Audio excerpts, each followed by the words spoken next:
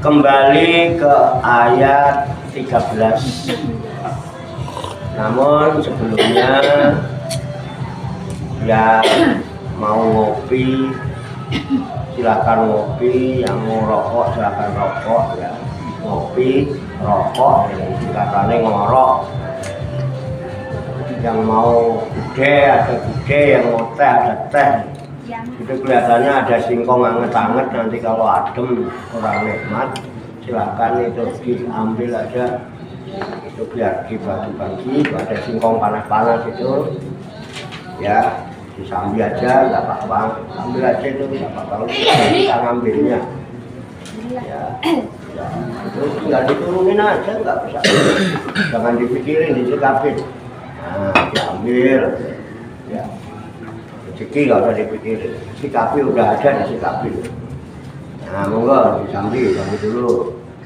Ya kalau kakinya udah mulai kesemutan, pegel, capek, ya. Belonjol nggak apa-apa lah.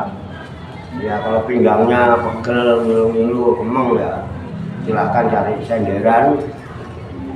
Kalau udah mulai rada ngantuk, namanya ngaji malam-malam, makanya kopinya diminum. Ya, nah kalau udah dikopiin kok masih gayer, masih liar-liar, masih pengen merem, ya udah nggak apa-apa. Ya matanya gayer, liar-liar, merem nggak apa-apa. Yang penting hati dan pikirannya tetap melek. Kita yang happy aja ya, yang happy aja, yang happy penuh kesadaran, jangan merasa terpaksa. Udah kita sama-sama berada di Riyadul Jannah. Taman surga itu. Orang di taman itu kalau kita jalan-jalan rekreasi ke taman kan mesti wajah ceria ya. Kalau ada yang wajahnya nggak ceria kok cemberut, merengut dan sebagainya, itu tandanya bukan orang rekreasi, reaksi ya. Jadi berangkatnya itu nggak bawa bekal ya kan. Nah, kalau kita di taman surga ini kan berangkatnya sudah berbekal iman. Bekal iman, bekal ihsan, bekal Islam. Kita tawakal kepada Allah, yang penting kita berangkat. Ya, semoga silakan. Ya, kopinya diminum. Lihat, santai aja. Yang happy lah. Wa akhirihi. Artinya yunabba'u. Ini kata asal dari naba'a. Naba'a, cerita. Berita. Orang yang membawa berita namanya nabi. Nabi itu kata dari naba'a.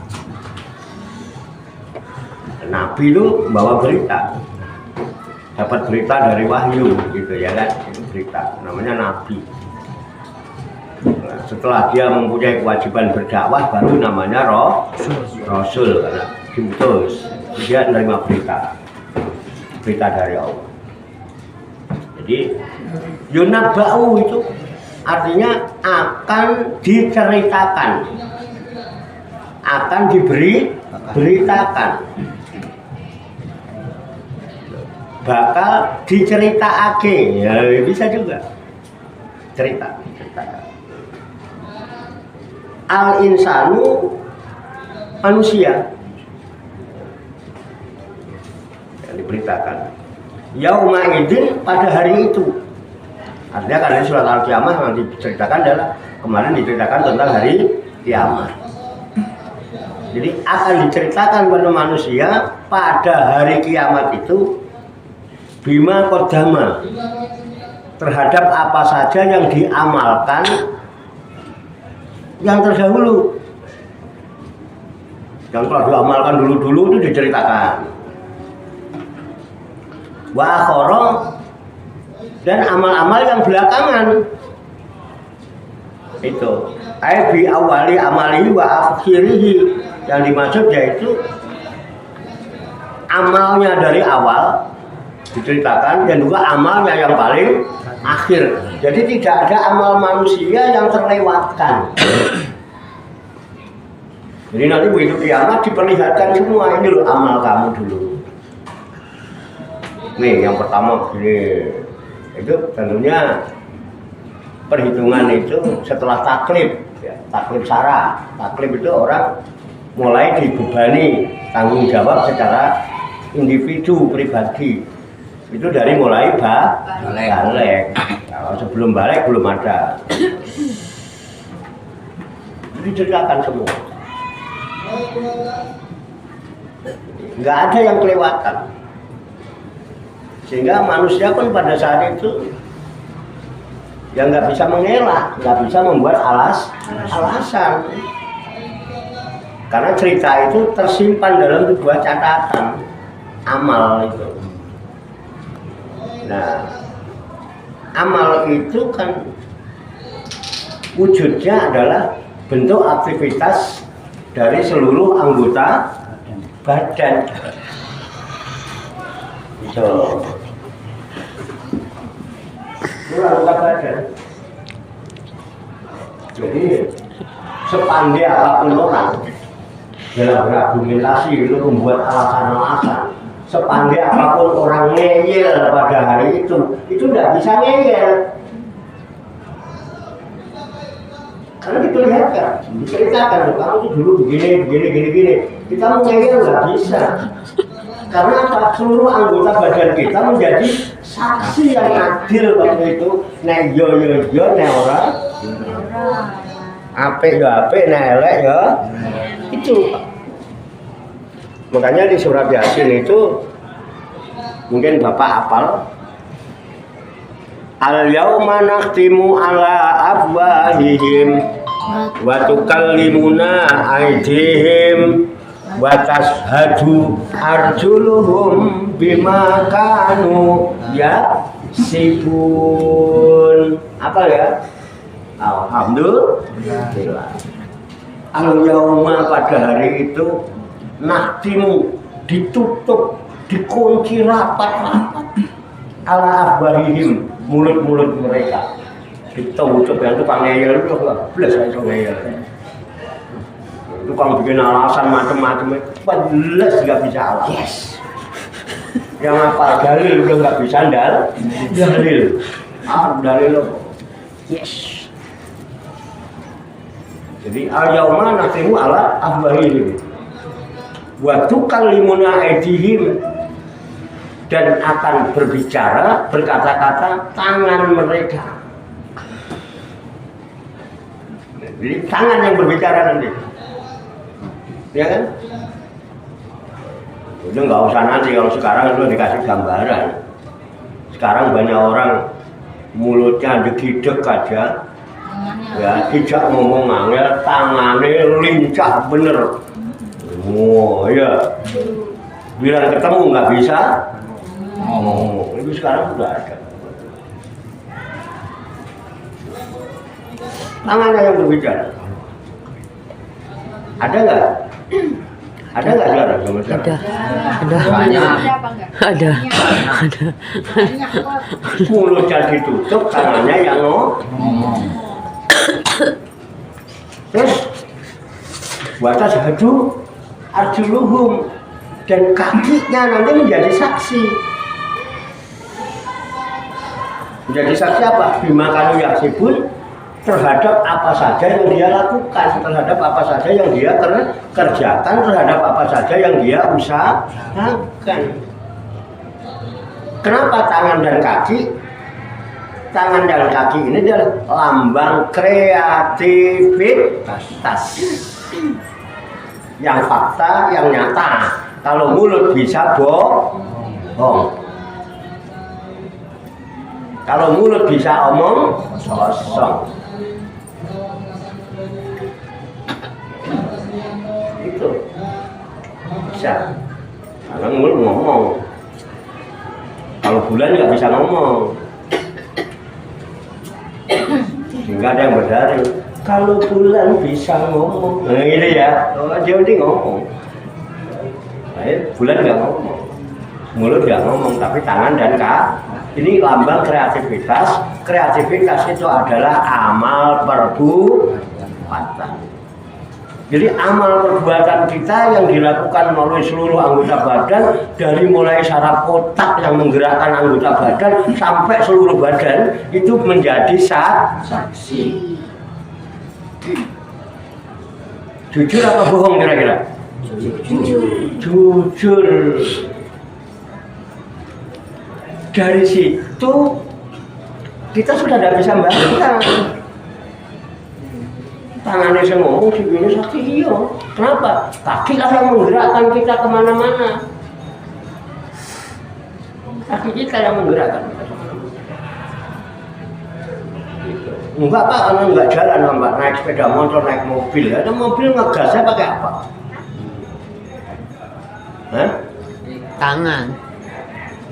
Itu ngegas sama tangan. Itu naik sepeda motor. Naik mobil harus sikil. Oke lah, ngegasnya pakai tangan. Betul. Apa ngeremmu juga nganggo tangan? Kaki. Kalau metik tangan semua. Loh, sekarang kalau sampean pakai motor metik, terus nek nyelah apa yang nganggo tangan? Starter. Iya nek startere urip wong akine tua.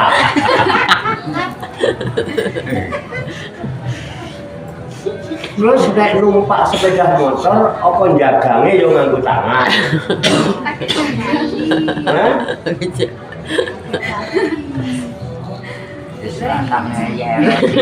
Terus nek ndorong sepeda motore apa ya ora nganggo sikil. Tuntun sik sepeda motore. Nek pasar parkiran yo ngene yo sikile. Apa sikile ditangkene sepeda motor terus mundur. Angel. Iya, kok dibantah ya. Itu ya, artinya amaliyah kita itu yang awal sampai yang akhir itu bisa menjadi saksi. Jadi nanti kita ada pada amal kita yang disaksikan nanti amal dan wujud kita. Luar biasa ya. Nanti semua diperlihatkan. Yang paling kecil dan yang sampai besar diperlihatkan karena ada saksi. Faman ya'mal misqala dzarratin khairan wa may ya'mal misqala dzarratin syarran. Itu sekecil apapun kebaikan nih, yang dulu kebaikanmu, no. Ini yang dulu keburukanmu, no. Ini yang kemarin-kemarin kamu, nah. Makanya ada disebut wazan, timbangan amal. Itu ada timbangan. Ditambah lagi yang membuat kita nggak bisa bantah, kita dikasih buku. Contohnya kalau ngambil mindringan sama Mangaris zaman dulu kalah itu dikasih buku kecil, dikasih buku yang bisa dikantongin notes. Ya. Begitu bayar 2.000 ditulis 2.000. Terus dikasih bukunya. Karena kadang-kadang males itu, ya kan takut nggak ketemu, taruh di atas pintu.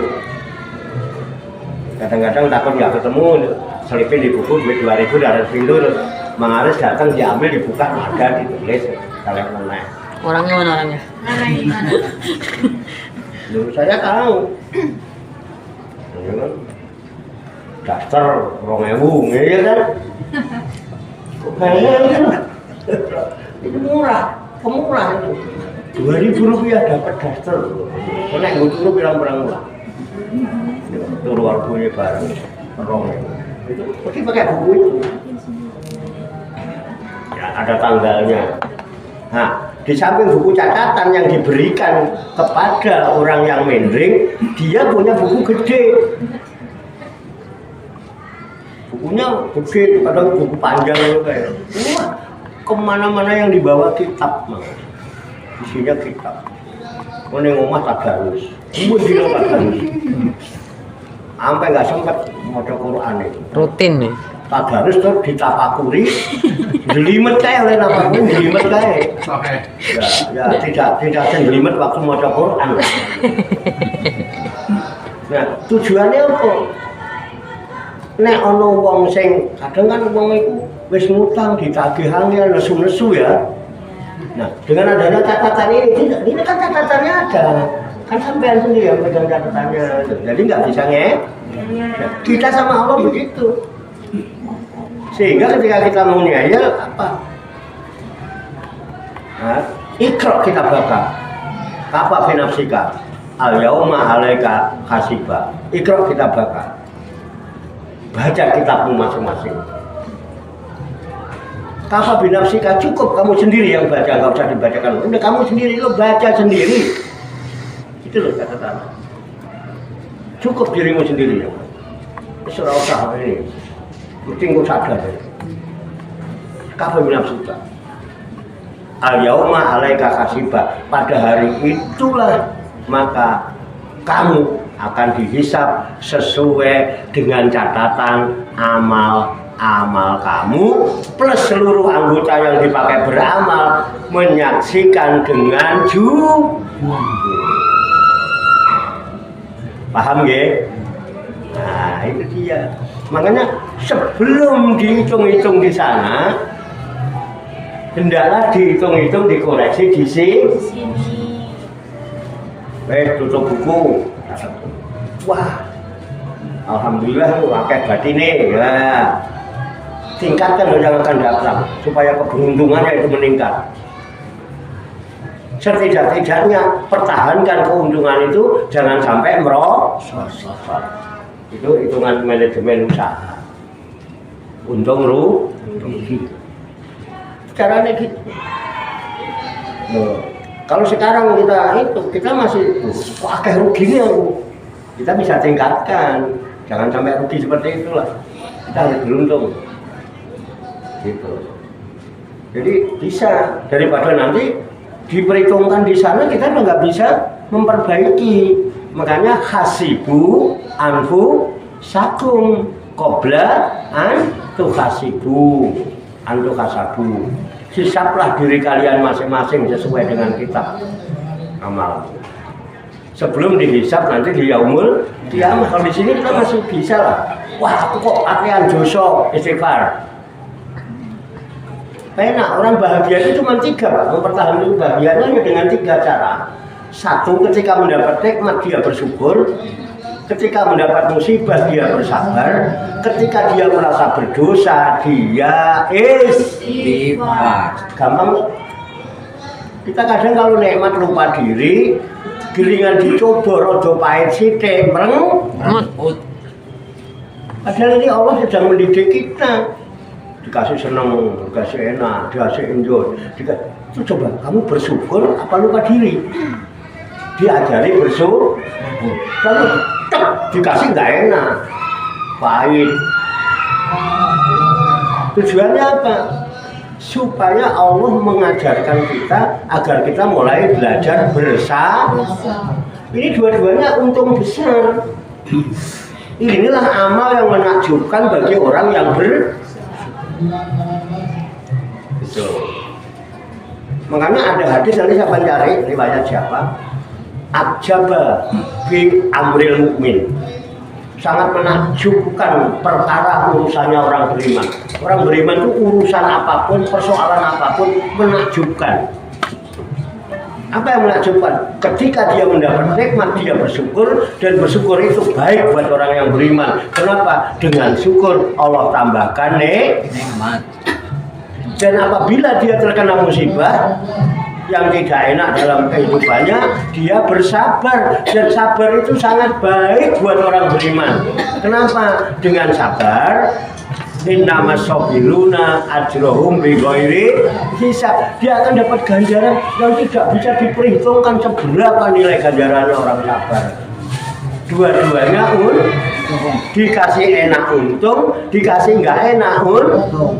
Kopine manis ya untung, kopine pahit ya untung. Maka hidup ini bagaikan kopi, walaupun pahit harus tetap dinikmati. Oh, curah adil lah. Kirain urusan lancar, berbunga-bunga, kira dikasih pahit, wah, ngubret. Orang ini langsung hilang kayak kopi. Dia dikasih manis kayak coklat kayak gudeng, coklat kuping gitu ya. Alhamdulillah. Itu jadi bahagia itu cuma 3 itu, Pak. Dapat kesenangan, dapat nikmat, bersyukur, diuji dengan kesusahan, kesulitan, hal yang pahit rasanya, dia sabar. Tetap enjoy nggak kira-kira? Merasa bersalah, merasa berdosa, dia sadar istighfar. Enjoy nggak? Wes jaruk ngapura kok Gusti Allah. Arep apa meneh? Lu kok pede aja pede, saya yakin Allah itu Al-Ghaffar kok. Allah itu Al-Ghafurur Rahim. Allah itu yang punya gapura besar. Mungkin kita bisa bikin gapura nih gang aja. Wah senengnya kira buat jelas kok dipoto. Iya kan? Apa nih? Gapurane Allah maha besar. Al-Ghafur maha gapura. Ketika kita sedang melakukan perjalanan mencari suatu alamat, begitu melihat ada gapura, ada tulisannya, itu lu etiskan. Wah itu gapuranya udah kelihatan, seneng apa tidak? Kenapa kita senang dengan gapura itu? Berbunga-bunga senang. Kenapa? Yakin setiap ada gapura pasti ada jalan. Lu jalan buntu kok dikai gapura ini kok? Loh, manfaatnya apa jalan buntu dikasih gapura? Asal ada gapura, mesti ada jalan. Asal kamu mendapat ampunan Allah, pasti Allah berikan jalan keluar dari segala macam urusan. Makanya kalau hidup terasa sulit, cepat-cepat muatabah. Cari gapura. Asal ketemu gapura, pasti ada jalan. Setelah ketemu jalan, pasti di dalam ada kehidupan. Dan kehidupannya perlu kemakmuran dan kesuburan. Tidak mungkin Pak gang bangun gapura nek penduduknya wis kontrakan kabeh terus bayare kontrakan itu telat kabeh. Kira-kira dijalui urunan nggawe gapura kira-kira piye? Wabih diomelin yang punya kontrakan, dikasih ultimatum nek sesuk ora dibayar kon pindah. Pak RT teko njaluk urunan gapura, bingung bener. Nggih. Masa ketemu gapura kok gapurane apik, mesti ada jalan di situ dan di dalamnya ada kehidupan yang penuh dengan bisa dipahami? Happy apa tidak? Ya 3 itu bahagia. Itulah urusan orang beriman begitu. Enak Pak. Kenapa ya? Udah begitu aja. Untuk apa? Memperbaiki catatan. Elek kakean dosa. Wis njaluk ngapura lah muatabah. Orang hebat itu. Justru orang yang merasa berdosa, tahu diri bahwa dirinya manusia, tempatnya salah dan lupa bahwa manusia itu pendosa. Orang yang sadar dirinya pendosa itu orang yang tahu diri. Orang yang mengenal diri. Makanya kalau pengen kenal Allah kan harus kenal diri. Makanya orang pendosa itu hebat. Para pendosa itu akan bertemu Allah dalam derean air mata ketika muatabah, inabah. Makanya doanya Allahumma inna nas'aluka taubata wal inabah wal istiqomah. Minta supaya bisa kembali kepada Allah. Asik. Dia akan bertemu Allah dengan derai air mata. Derai air mata itu bisa derai air mata karena kerinduan. Derai air mata itu bisa kebahagiaan ketika berjumpa, bisa berpelukan. Yang tadinya tidak pernah berpelukan berpuluh-puluh tahun, tiba-tiba ketemu meluk dengan pelukan yang hangat, tanpa disadari. Ada nggak? Ada nggak? Pernah? Jangan ngomong kosong. Betul enggak? Bagaimana dengan perjumpaan dengan penuh kerinduan? Ketemu penuh dengan diri air mata. Tapi kalau orang hakikat, dia akan bertemu Allah dengan torekohnya melalui jalan yang dilalui tentunya. Kalau hanya tahu jalan ya nggak ketemu gapuro. Dia hanya tahu peta. Orang hakikat kan dengan torekohnya, dengan jalan yang dia tempuhnya. Tapi kalau orang syariat, dia akan bertemu Tuhan dengan ilmunya, dengan dalil gini betul. Teori. Artinya hanya angan-angan. Karena dia tidak pernah berjalan untuk menemui. Akhirnya yang ada hanya namanya mencari, dapat ketemu, namanya mencari. Tapi kalau berjalan pasti ada penemu. Yang ciloko satu orang sombong.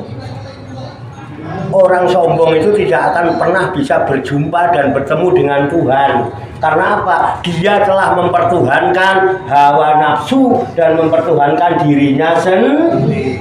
Itu saudara-saudara, tidak akan ketemu dengan Tuhan. Halo. Ya. Ini tujuannya kenapa kita diingatkan? Nanti akan diceritakan kepada manusia itu pada hari kiamat itu tentang apa? Amal-amal yang terdahulu, amal-amal yang belakangan. Untuk menentukan kita termasuk orang yang happy, apa termasuk orang yang nyungsep. Makanya hidup kita ini banyak bersyukurnya apa kufur? Betul nggak? Cuma itu doang. Hidup ini kalau nggak syukur kufur udah. Berarti orang syukur itu adalah orang yang beriman. Kalau nggak beriman nggak bakal syukur sama Allah. Makanya ketika orang nggak syukur mesti kufur. Orang syukur mesti bahagia, naik kufur mesti tersiksa. Bukan disiksa tapi tersiksa oleh dirinya sendiri. Oke. Makanya ayatnya jelas, la in syakartum la azidan wala in kafartum inna adzabi lasadid. Cuma kalau kamu syukur kepadaku, nikmatnya ditambah. Nikmatnya ditambah, nggak akan dikurangi. Tapi ingat kalau kamu nggak bersyukur, wala in kafartum, jika kamu kufur, inna adzabi, orang yang kena azab, yang tersiksa, itu kira-kira bisa happy apa tidak? Jujur tersiksa itu akibat orang lain apa diri sendiri? Pikiranmu yang ruwet itu. Coba dengan itu ya, dengan buktikan. Ya, ketika hati jiwa kita merasakan sesuatu yang negatif itu mesti rasanya nggak enak ya. Pernah nggak punya perasaan nggak enak? Pernah nggak punya perasaan negatif? Coba ingat-ingat apa yang ada dalam pikiranmu. Negatif apa positif? Negatif. Itu akibatnya yang kamu tersiksa. Makanya pikiran dan rasa itu erat sekali Bapak Ibu. Bapak Ibu gitu. Paham nggih? Masih sering tersiksa, apa pengen bahagia? Jangan pernah mengharapkan kebahagiaan dengan sesama makhluk. Karena kebahagiaan hanya ada pada sumber kebahagiaan. Udah tahu? Sampean kok istri? Sampean udah istri itu modelnya kayak begitu. Benahin diri kita sendiri. Sampai melihat istri kok terus perasaan sama nggak enak, itu yang sakit kita sendiri kan? Ya. Coba kalau udah sakit, sakitnya di mana? Di sini. Di sini toh. Sininya siapa? Kan nggak di sana. Sampean yang sakit. Kenapa? Akibat pikiran sampean sendiri. Sampean mau memaksakan orang lain suruh sama dengan diri sampean, nggak bisa loh. Apa kita harus memaksakan orang lain sama kita? Apa sampean mau kawin dengan sesama? Mau yang sama apa yang lain? Yang lain. Itu itu. Makanya nggak kawin-kawin karena apa? Pengennya nggak sesama. Kalau sama no, tiap hari turu kumpul karo wong-wong yang sama.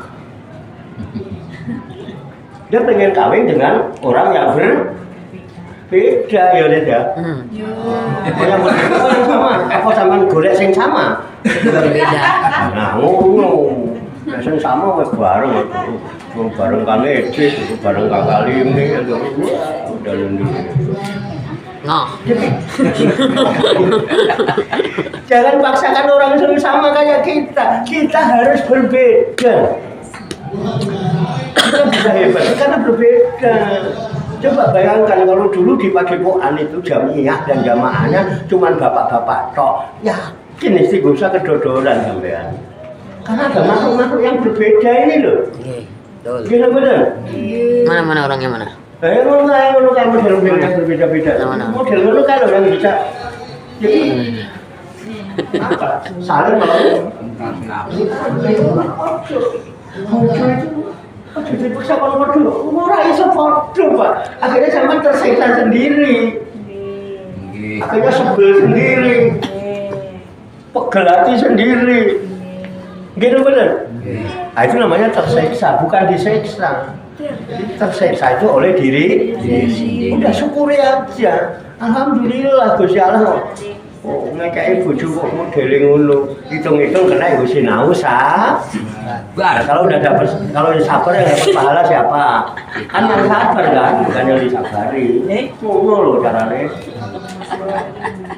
Oke ya. Nah, ini tujuan hidup jelas. Semua orang puncak perjuangan hidupnya hanya ingin bahagia. Ada dirimu sendiri. Bahagiakan diri sendiri. Itu ajaran wali begitu. Makanya Rasulullah walaupun istrinya banyak, baiti janati, itu baik rumah adalah surga.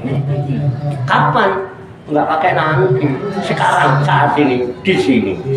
Gila bener? Iya udah. Bisa aku ora dawa-dawa karena zaman udah tak kasih bocoran tentang alamatnya Allah, udah tak kasih Sherlocknya ya kan? Ora perlu dawa-dawa. Pun intinya ngoten nggih. Penak lho. Lanjut ya. Jadi nanti ini semua dikabar-kabarkan. Tujuannya apa? Menentukan kita termasuk orang yang bahagia apa termasuk orang yang sengsara. Saya yakin semua sepakat pengen bahagia. Nah, kalau sekarang kita di sini kumpulnya bahagia, wajahnya ceria, nanti di surga itu nggak ada orang. Ada nggak di surga ibu-ibu merengut? Nggak ada. Yang merengut duduk itu wong ning rokok kae bareng kok delok malaikate rupane ra karu-karuan. Lalu jenengan delok aja wajah bapak-bapak yang begini auranya yo ngecil-ngecil kok masih ya enggak ceria itu wah banget. Wali Songo, ya, santri wali. Nah, oke, udah nanti diceritakan. Pokoknya nanti bareng-bareng ceria wajahnya, terus bersinar kayak bulan. Itu tanda umat Nabi Muhammad. Just, aku seneng ya ngaji sadar, paham terus sadar terus seneng. Wis orang rampung ya ora apa-apa, urusan rampung. Saya itu malah kalau boleh usul, jangan cuma khotaman Quran. Tingkatkan dari khotaman menjadi semaan. Sepakat nggak Pak?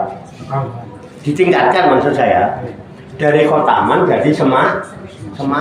Nek khotaman kan baca Quran bareng-bareng sendiri-sendiri kan? Ada yang nyimak nggak? Nggak ada. Kalau salah aja. Betul nggak? Betul. Mau meningkat nggak? Mau. Nah. Tingkatkan menjadi semaan. Misalnya ada orang berapa? 9, 13 orang, ya kan? Udah enggak. Kalau khotaman kan target. Targetnya kudu 1 juz. khotam. Nah semaan tidak perlu target. Misalnya bacanya udah cukup 2 atau 3 ayat atau 5 ayat. Kalau 1 ayat kebanyakan mungkin ya. Dari sana udah baca Ya, alif lam mim sampai ayat 7 sampai innalladzina kafaru ain. Kan Bu Ira baca sendiri. Kira-kira yang nyimak orang berapa? Orang 12 sih maksimum. Kalau salah ada yang betulin nggak? Ada. Selesai. Dia sadaqallahu lazim. Ganti. Dari mulai wa minan nasi may yaqulu sampai ya ayyuhan nasu ujung misalnya. Satu ayat atau nggak harus satu ayat lah ya. 2-3 ayat gitu. Tapi disimak juga kan? Iya. Orang pertama yang sudah baca nyimak apa tidak? Nyimak. Nyimak. Terus orang ketiga, keempat, kelima dan seterusnya sampai akhir nyimak nggak? Nyimak. Nanti yang makin ke sini dia bacanya makin lancar karena apa? Sudah mendapat pelajaran dari hasil Nyimak. selesai semangat bacaannya makin bagus dan makin benar. Pilih mana? Pilih semaan. Pilih semaan. Mau semaan apa kotangan? Semaan. Kotan bolak-balik tapi begitu baca sendiri tetap aja belepotan salah kabeh. Mergo bacaannya ndak ada yang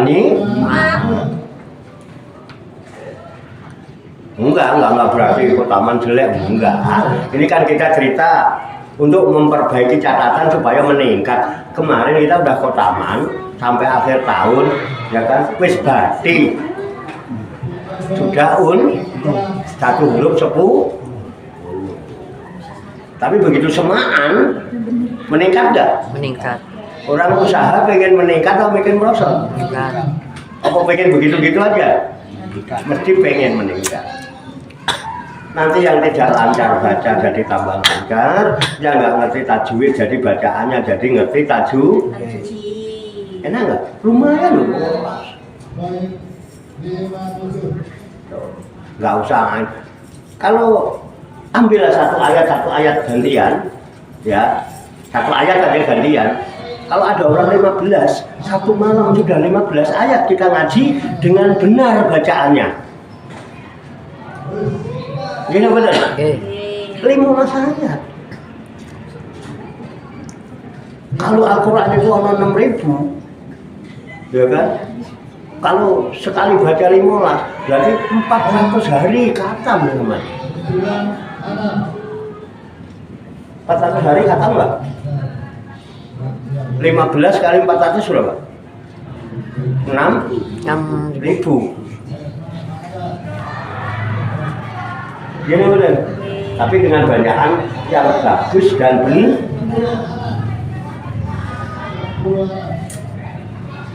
Insya Allah rahmat turun. Jadi doa Allahumma rahamna fil Quran itu benar-benar terwujud. Kenapa? Rahmat turun. Kenapa? Aku mau tahu benar. Macam udah kotor aku kok jalur rahmat itu kerjaan nggak beres gitu. Jalur bayaran kira-kira orang isen aku. Malu apa enggak? Malu. Tapi ya sudah baik, sudah mau kerja. Enggak disalahkan, tidak. Ini cuma saya hanya memberikan wacana, kira-kira pengen meningkat. Oh, aku ramai itu jangan negatif, Pak.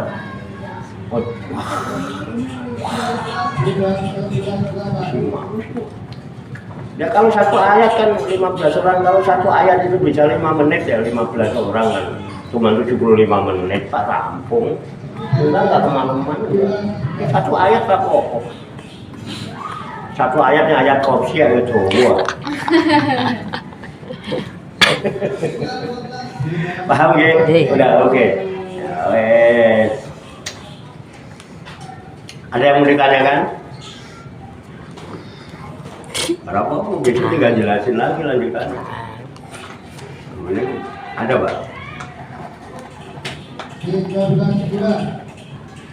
Ada Ibu?